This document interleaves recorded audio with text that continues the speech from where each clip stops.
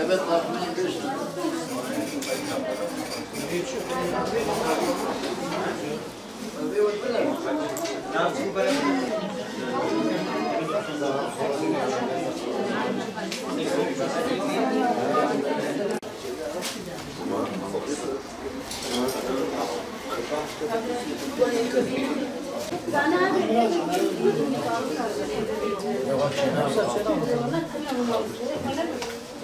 Hazır gömleği bir tane.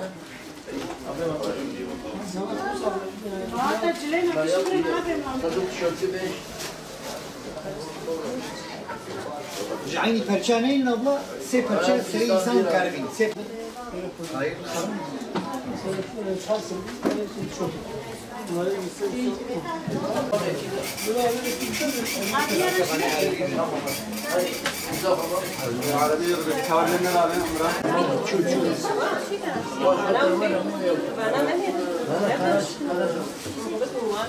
Bayan bluz 2 tane.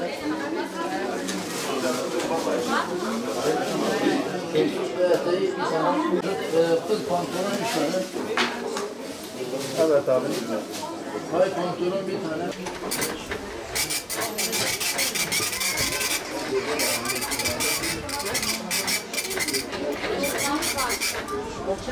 Telefonumuzu alalım.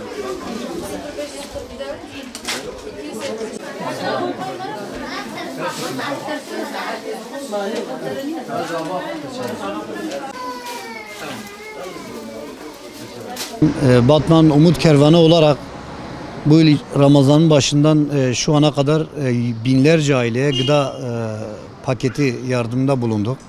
80 ailenin üzerinde de nakdi yardımımız oldu şu ana kadar. Ve yüzlerce aileye de şu an bayram ihtiyaçlarını karşılamak üzere ailelerini giyindirdik. Bu aileler Batman yerli halkı başta olmak üzere dışarıdan muhacir olmuş Suriyeli ve Afganistan'dan gelen mültecilerden oluşuyor.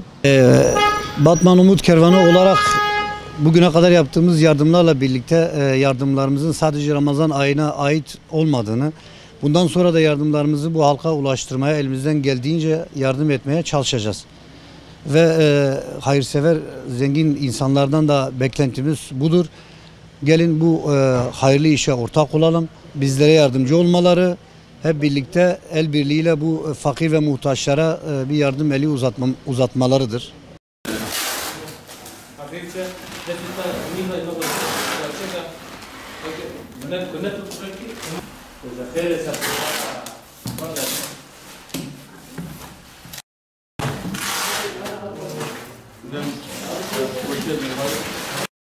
Buraya.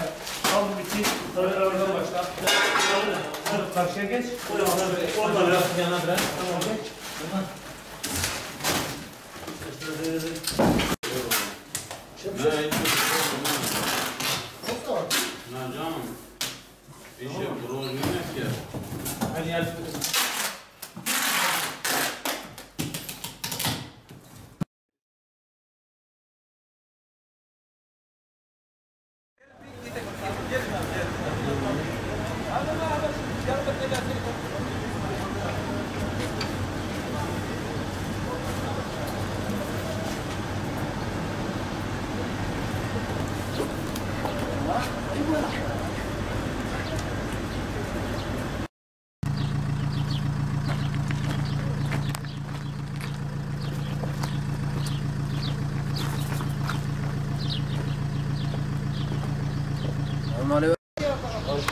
Önemli değil.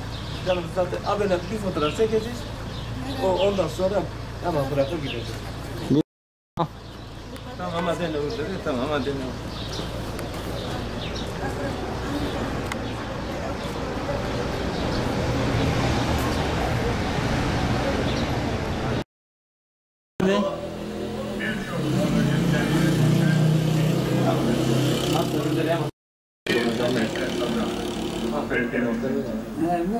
Ama unutmayalım. Bütün bu eserler İnşallah. Bu güzel çocukları böyle bir güzel çekelim. Hadi. Merhaba. Tamam. Evvel bir dakika dur. Sadece bir dakika dur. Tamam şimdi götür. Tamam. Ben gideyim.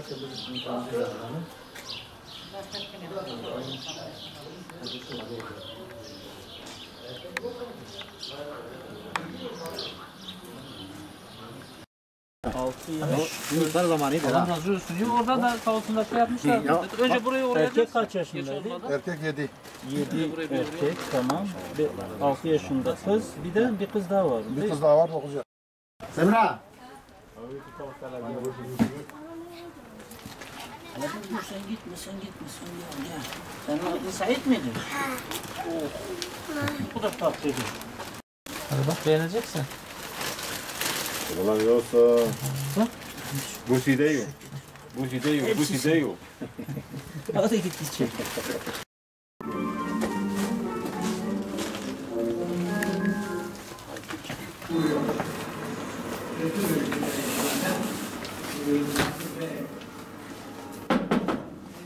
Evde kimse var.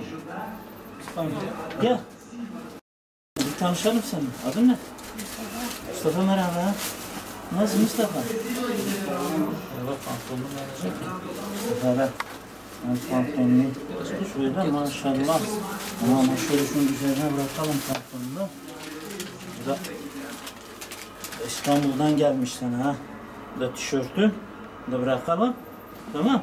Bir tane de içlik göndermişler 2 tane. Tamam. Şey değil, ha bunları da ablan onlara, kardeşin onlara verirsiniz. Tamam mı?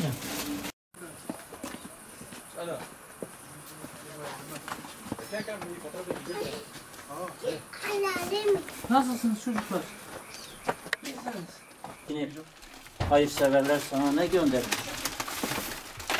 Ablamıza ne göndermişler maşallah.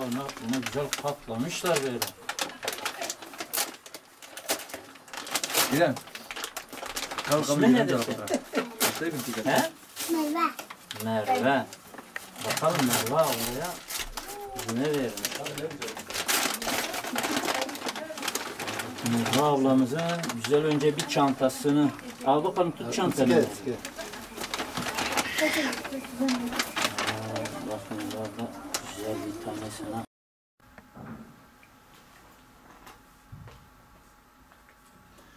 Ramazan öncesinde toplumumuzda yetim, öksüz, ondan sonra maddi geliri olmayan kişiler ve ailelerin tespitiyle ilgili çalışmalar yaptılar. Bu ailelerle ilgili bilgileri topladılar, bunları dosyaladılar.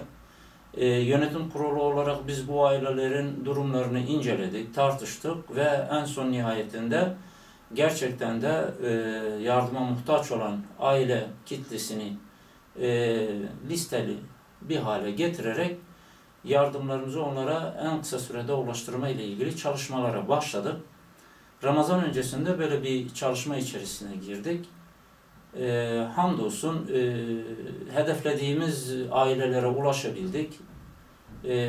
Bu Ramazan ayı itibariyle 100'e yakın aileye ulaşabildik. Tabii gönül isterdi ki daha çok aileye ulaşalım. Fakat kozluk şartları ve bizim bulunduğumuz yerde imkanlarımız nispetinde ancak bu kadar yardımlarda bulunabildik. O zamanda sene içerisinde belli periyotlarda biz gene çevremizdeki muhtaç ailelere yardımlarda bulunuyoruz. Bu Ramazan içerisinde 100'e yakın biz gıda kolisi, gıda paketi hazırladık. Bu gıda paketlerimizi önceden tespit etmiş olduğumuz ailelere adreslerine teslim şeklinde onları yormadan evlerine kadar ulaşarak kendilerine ulaştırdık.